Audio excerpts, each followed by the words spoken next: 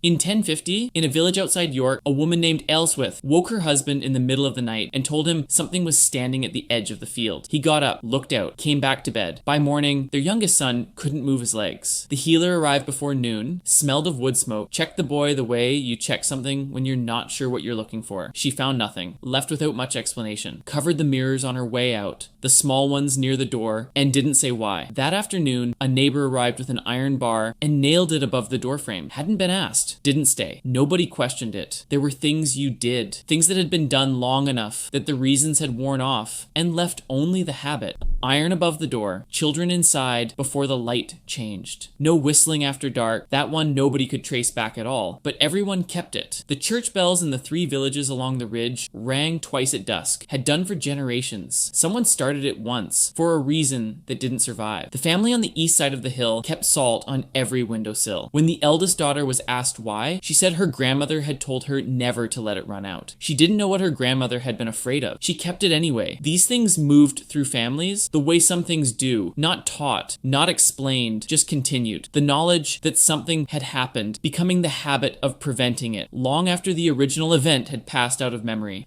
The Norse called them the Alfar. 2 kinds, though not opposites. The old texts push back against that reading. Something more like variations. A thing ancient enough to present differently depending on the angle. In Ireland, they were the Aos Sí, living in a geography that runs alongside this one. Same hills, same weather off the Atlantic. Accessible, apparently, under the right conditions, which nobody has ever fully catalogued. A man named Aos Sí followed a woman on a white horse into a hillside in Connaught. The grass was wet. He said later, much later, that he remembered the sound his boots made going in. He was inside for what seemed like 3 years. He came out to find 300 had passed outside. He stood in a field he'd grown up in. The stone wall his father had built was gone, absorbed back into the ground over centuries, while he sat at what felt like an ordinary table on what felt like an ordinary afternoon. When he touched the soil, he aged 300 years before he could stand. Every tradition has this story in some form. The specifics move around. The shape of it doesn't. There is a description in some of the oldest Welsh material. The elf isn't named, just mentioned in passing, almost incidentally, of a being who had watched the same valley long enough to see one oak grow from a sapling to a canopy and rot back into the ground, who had watched 3 different groups of people build on the same hill, each one clearing the remnants of whoever came before. He remembered a woman from the first settlement. She drew water from the well each morning. Wooden bucket, a particular knock it made against the stone lip. She had a habit of glancing toward the ridge before rain, before there was anything visible to see. The account doesn't editorialize. It just states that he remembered her. She has been dead for 900 years. He still sees her in the mornings, the way you sometimes still see something from 20 years ago. Not the idea of it, not the feeling of it, but the actual image, arriving without being summoned. At some point, they stopped learning names. The Welsh material doesn't say when. It notes the practice without explaining it. The village Aylesworth's son was born in isn't there anymore. Not in ruins. The ground closed over it, the way ground does when enough time passes and nobody maintains anything. The being who watched it built is still in that valley. He remembers the dog that slept across the largest doorstep, a big gray animal that moved aside for one girl in the household and held its ground for everyone else. He remembers her name in a language that hasn't been spoken in several centuries. He remembers the dog's specific weight when it leaned against the door in cold weather, the way the wood flexed. The children taken over the years, the ones who came back older than they should have been, or younger, or unable to eat anything grown in the ground here, standing in their own villages with expressions that didn't fit their faces. There are records of these cases across most of Northern Europe. One account from Orkney, 13th century, describes a girl returned after what her family calculated as 2 years. She was the same age she had been when she left. She sat at the table and ate nothing. She kept watching the door. She died the following winter, and the account notes carefully that she seemed relieved. No explanation is offered. The iron above Aylesworth's door. The neighbor who came without being asked, without conversation, who fixed it and left. The salt on the windowsills. The bells rung twice. The paths through the lower fields that people stopped using in winter and eventually stopped using at all. It's possible these things were protection. It's possible they were acknowledgement. Some record of having understood that something shared the landscape, even if that understanding had no clean edges. The bar above Aylesworth's door passed to her daughter. Her daughter's children carried the habit to a different village, farther south. Probably didn't know where it had started. They're still out there, or so the old records suggest. Not in a dramatic sense, more the way old things persist, in the corner of a field that livestock won't graze, in the unease that arrives in certain places without explanation, in the habits that outlasted every reason for them, the salt, the iron, the bells. To whatever is in that valley, the settlement Aelswith lived in lasted about as long as a season feels to us. The language her son spoke is as remote to them now as the language of the people who were there before her. You are more recent than you feel. That's probably the extent of it. Somewhere, without urgency, the accounting continues. If you want to go further into the beings that have been here longer than recorded history, subscribe. The next one comes closer than this one does. It doesn't watch, it waits.